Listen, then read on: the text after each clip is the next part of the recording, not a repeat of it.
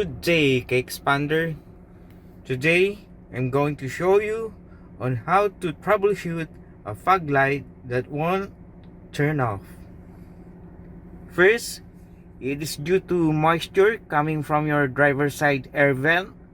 Just point the aircon vent to your door's window for at least 2 days to let it dry.